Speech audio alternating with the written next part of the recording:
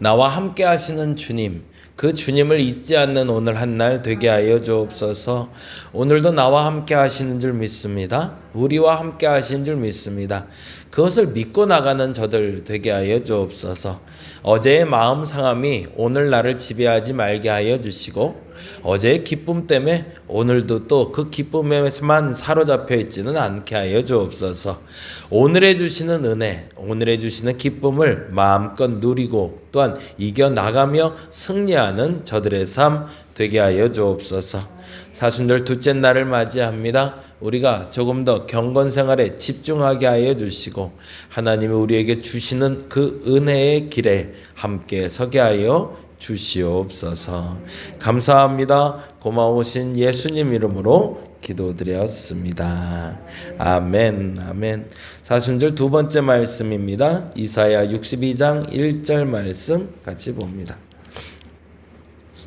구약성경 1043페이지 여간에 있고요. 62장 1절 말씀만 같이 보도록 합니다. 62장 1절. 교재에 있는 거는 표준 세번역으로 돼서 조금 글이 달라서, 그래서 지금 개정판이라고 돼 있는 우리 성경으로 다시 한번 읽으려고 하는 거니까요. 네, 그렇게 해서 다시 한번 읽으시면 좋을 것 같습니다.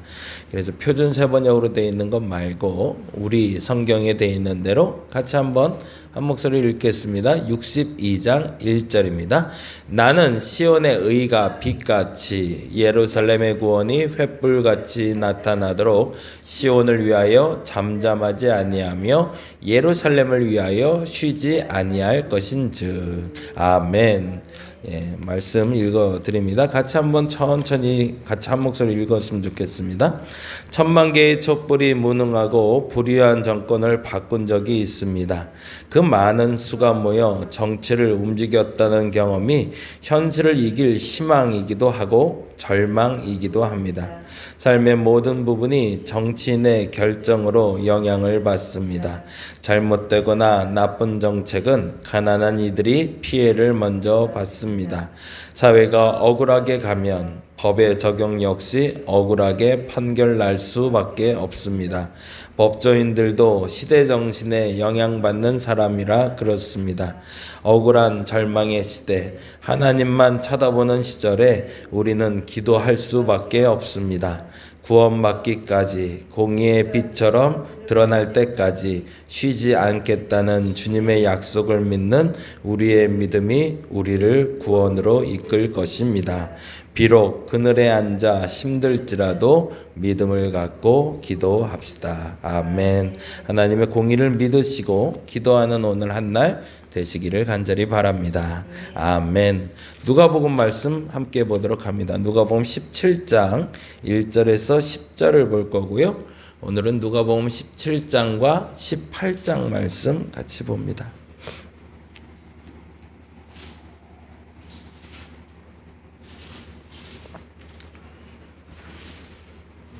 누가복음 17장 1절에서 10절까지 우리 같이 한 목소리로 천천히 읽도록 하겠습니다. 예수께서 제자들에게 이르시되 실족하게 하는 것이 없을 수는 없으나 그렇게 하는 자에게는 화로다. 그가 이 작은 자 중에 하나를 실족하게 할진대 차라리 연자 맷돌이 그 목에 매어 바다에 던져지는 것이 나으니라. 너희는 스스로 조심하라. 만일 내 형제가 죄를 범하거든 경고하고 회개하거든 용서하라. 만일 하루에 7번이라도 내게 죄를 짓고 7번 내게 돌아와 내가 회개하노라 하거든 너는 용서하라 하시더라. 사도들이 주께 여짜오되 우리에게 믿음을 더하소서 하니 주께서 이르시되 너희에게 겨자씨 한 알만한 믿음이 있었 이 뽕나무더러 뿌리가 뽑혀 바다에 심기어라 하였을 것이요 그것이 너희에게 순종하였으리라. 너희 중 누구에게 밭을 갈거나 양을 치거나 하는 종이 있어 밭에서 돌아오면 그더러 곧 와 앉아서 먹으라 말할 자가 있느냐? 도리어 그더러 내 먹을 것을 준비하고 띠를 띠고 내가 먹고 마시는 동안에 수종 들고 너는 그 후에 먹고 마시라 하지 않겠느냐. 명한 대로 하였다고 종에게 감사하겠느냐. 이와 같이 너희도 명령받은 것을 다 행한 후에 이르기를 우리는 무익한 종이라 우리가 하여야 할 일을 한 것뿐이라 할지니라. 아멘. 아멘. 17장은 이렇게 적어 주실까요? 믿음의 공동체는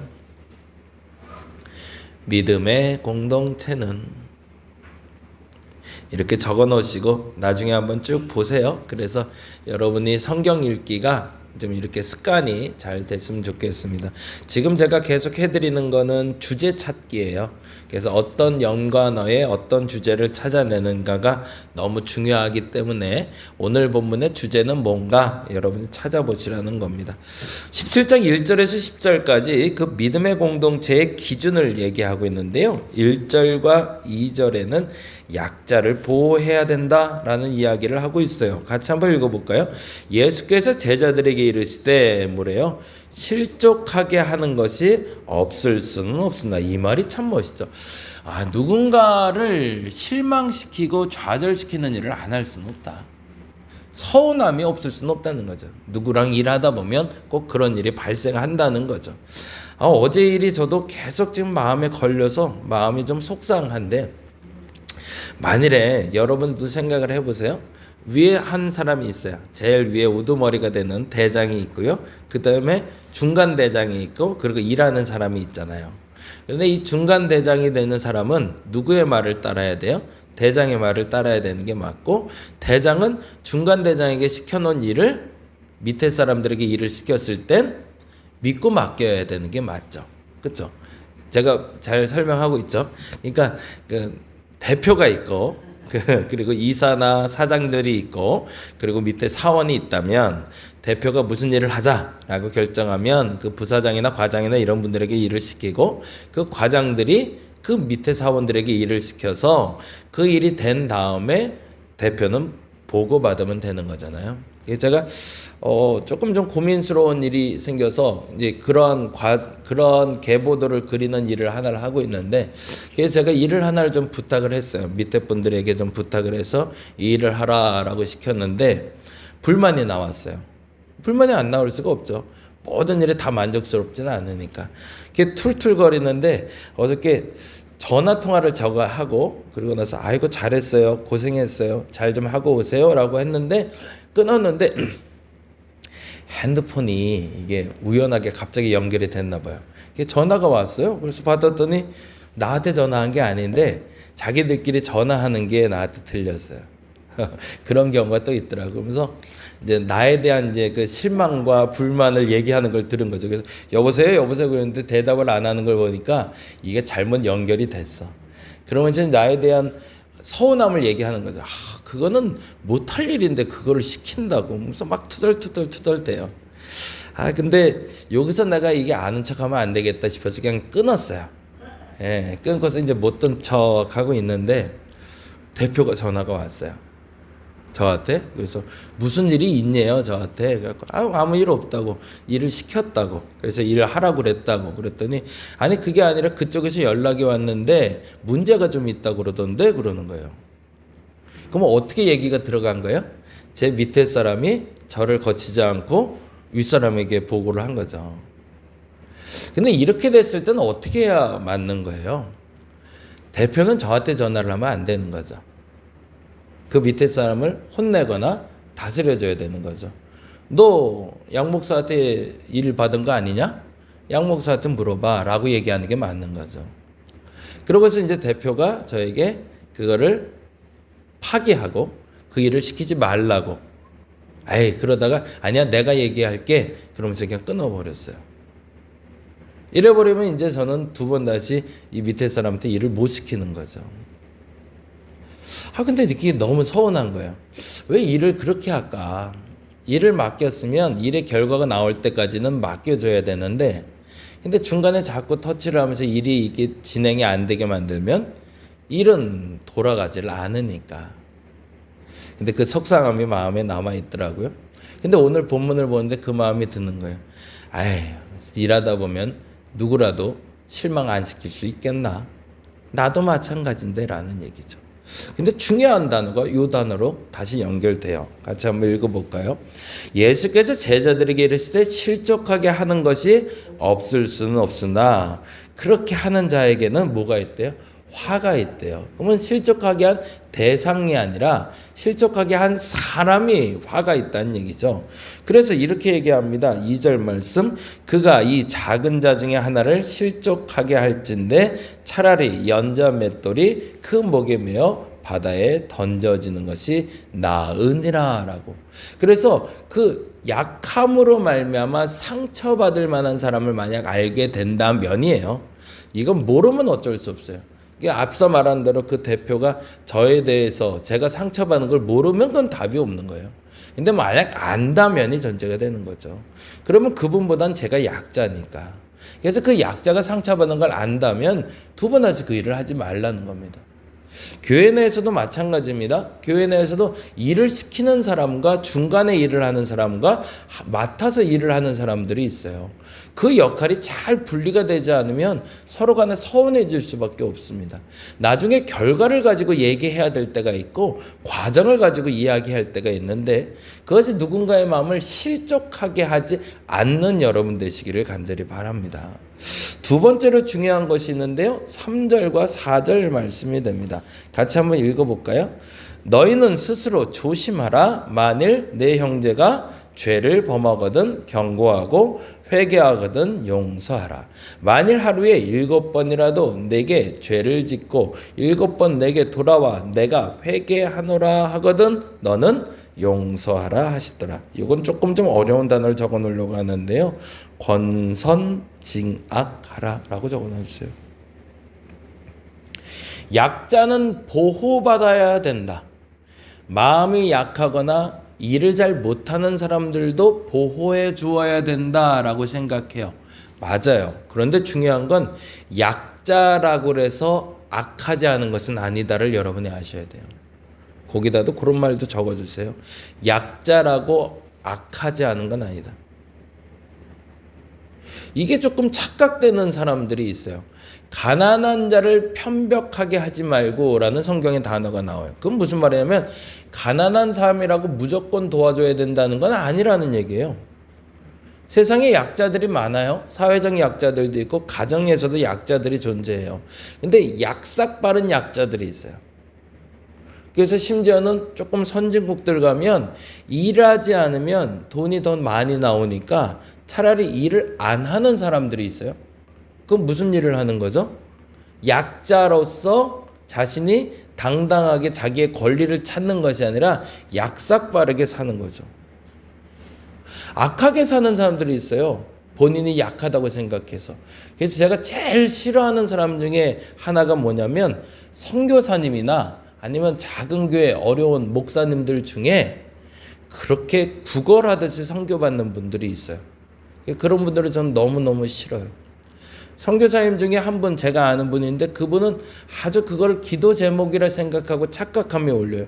아, 요번에 자동차 보험금을 내야 되는데 그 돈이 구해질 수 있도록 기도해 주세요. 이렇게 올려요. 요번에 집 월세를 내야 되는데 20만 원 정도가 부족합니다. 이 부족한 20만 원이 잘 채워질 수 있도록 기도해 주세요. 이렇게 올려요. 이제 SNS에. 그럼 무슨 말이에요? 도와달라는 얘기죠. 근데 도와달라는 그 표현을 조금 완곡하게 기도라는 표현을 통해서 구걸하는 거예요. 사실은 그 돈은 자기가 노력해서 벌어야 될 돈이거든요. 근데 일은 안 하세요, 그분은. 그리고 그렇게 무슨 일이 터질 때마다 이번에 아내가 병원에 가게 됐는데 병원비가 한 120만 원이 나올 것 같습니다. 잘 치료받고 그 치료비가 완납될 수 있도록 기도해 주세요. 이런 식이에요. 이게 듣자면은 기도 제목 같은데 묘하게 사람 마음을 불편하게 만들어요. 왜 불편할까요? 자신의 노력 없이 약자가 악하기 때문에 그렇습니다. 그래서 오늘 본문에서는 이렇게 얘기합니다. 앞서 말한 대로 약자들이 실족하지 않게 도와주는 것은 맞아요. 그렇지만 약한 사람이라고 악하지 않다는 착각은 버리고 그가 만일 죄를 범하면 뭐 하래요? 경고하래요. 네, 혼내주라는 얘기입니다. 약자지만 그 약자인 것을 자기가 이용해서 악을 행하고자 한다면 혼내주라는 얘기입니다. 강자도 마찬가지죠. 가진 것을 제대로 사용하지 않고자 하면 혼내줘야 되는 겁니다. 그런데 전제가 있죠. 그 다음에 회개하거든 용서해 주는 겁니다. 약자라고 무조건 용서해 주는 게 아니에요. 약자라도 그가 악하지 않을 때 용서해 주는 겁니다.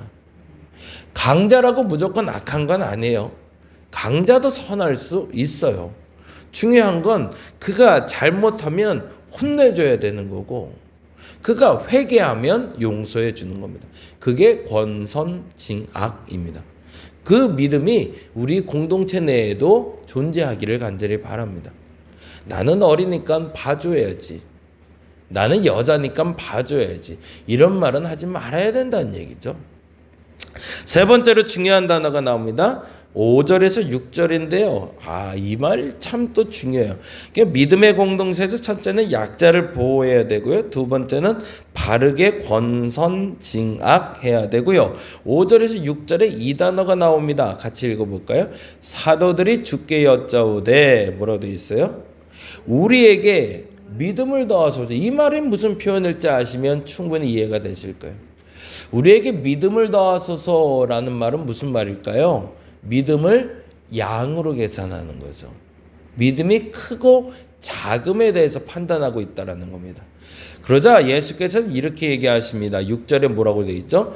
주께서 이르실 때 너희에게 가서 겨자씨 한 알만한 믿음이 있었더라면 이 뽕나무들어 뿌리가 뽑혀 바다가 심기어라 하였을 것이요 그것이 너희에게 순종하였으리라. 바른 믿음을 소유하라. 이렇게 적어주시면 좋을 것 같아요. 1절 2절은 약자를 보호하라. 3절 4절은 권선징악하라. 세 번째는 바른 믿음을 소유하라. 그건 무슨 말일까요? 사람을 판단하는 기준이 세상에서는 돈이 많은 사람을 부자라 부르고 그리고 권력을 가진 자를 권력자라 부릅니다. 근데 교회에서는 사람을 판단하는 기준이 돈이 아니라 명예가 아니라 권력이 아니죠. 믿음이에요. 그러다 보니까 그 믿음이 크다, 믿음이 작다라는 것으로 서로 간에 경쟁하거나 구별하게 되더라는 거죠. 근데 주께서는 뭐라고 얘기하신 거죠? 믿음이 크고 적음이 중요한 것이 아니라 믿음을 갖는 것이 중요하다라고 얘기하는 거죠. 바른 믿음은 내가 소유하는 것이지 그 믿음은 크고 작음이 아니다라고 얘기하는 겁니다. 어저께 드디어 요양원 예배에 성과가 나오기 시작했어요. 어제도 이제 요양원 예배 드리러 가는데 매번 하는 얘기가 있어요. 지난번에도 말씀드렸던 것이 이 세상에서 가장 중요한 게 뭐예요? 라는 질문을 던져요. 그러면 반복적으로 나오는 게 아들이요 였거든요. 계속. 근데 이제 바뀌었어요. 어저께는 여쭤봤더니 단어가 달라졌어요. 딸이요 나온 게 아니라 이 세상에 제일 중요한 게 뭐예요? 그랬더니 믿음이요 라고 나오더라고요. 이제 조금씩 변화가 생기기 시작해요. 그 믿음은 작고 큼의 경중이 있지 않습니다.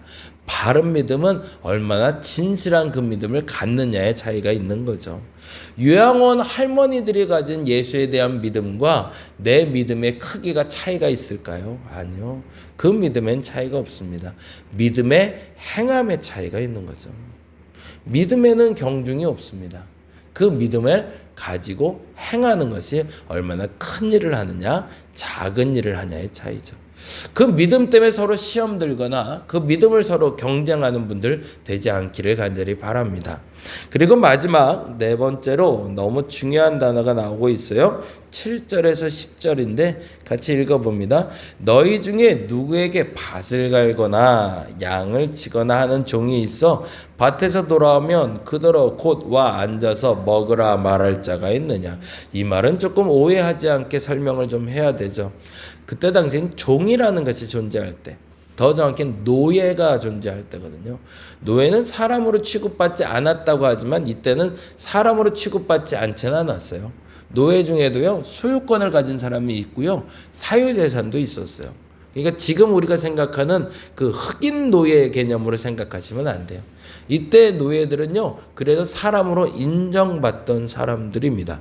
근데 그럼에도 불구하고 그들이 해야 될 뭐가 있다는 걸까요? 의무가 있다는 거죠.